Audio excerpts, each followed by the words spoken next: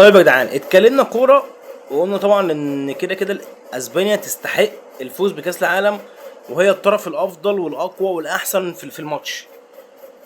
تعال نتكلم بقى شويه بالعاطفه. الراجل ده معاه كاس عالم واحد، معاه اتنين، معاه تلاته، معاه 10، معاه 100. هيفضل هو ميسي، هيفضل هو احسن من انجبته كره القدم. هيفضل بالنسبه لنا وفي منظورنا احسن من لمس كره القدم في التاريخ. تمام، بس عشان الناس بتوع السوشيال ميديا اللي هياكلوا عيش على حس الراجل ده النهارده، والاعلام المصري والمذيعين بقى، انتوا عارفينهم طبعا، اللي يطلع يقول لك اصل دي دعوات ال 120 مليون مصري، اصل انت منتخب فاسد، اصل انت لعيب ظالم، اصل انت لعيب معرفش ايه، اصل هي مطبخه لكم، اصل انت مدلل للفيفا، اصل معرفش ايه، اصل انت بتدعم معرفش مين، وبتروح فين وبتيجي منين والكلام ده كله.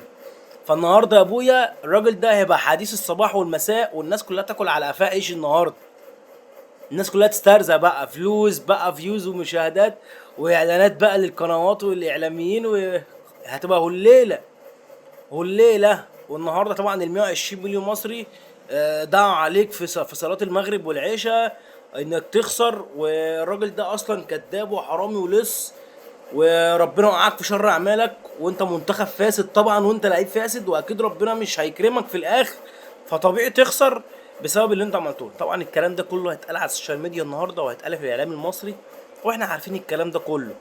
فيا جماعه اتكلمنا كوره وقلنا كده كده اسبانيا تستحق، وانت مغمض كده. اسبانيا كانت الطرف الاحسن في كل حاجه النهارده في الماتش. بس انا بكلمك بقى، خلاص اتكلمنا كوره بقيت منصف، لان الانصاف ده مش اي حد هيقوله لك على السوشيال ميديا. الانصاف ويبقى عادل ويبقى محايد مش اي حد هيقوله لك. لكن بالنسبه للعاطفه، فالراجل ده مش هيجي زيه يا جدعان. الراجل ده اصلا هو بيقال لك ببقه كده، قال لك انا قفلت اللعبه في 2022، فهو بيلعب يا جماعه فور فن. فالله يستر عليكم يا جدعان، بلاش الاعلام المصري يزيد في الزيطه، الله يستر عليكم. خلاص ماتش وخلص، وانا عارف ان الراجل ده هيقعد اسبوع لبانه في بق المصريين لمده اسبوع جاي. فنقطه من اول السطر، خلاص الحكايه خلصت والبطوله خلصت خلاص.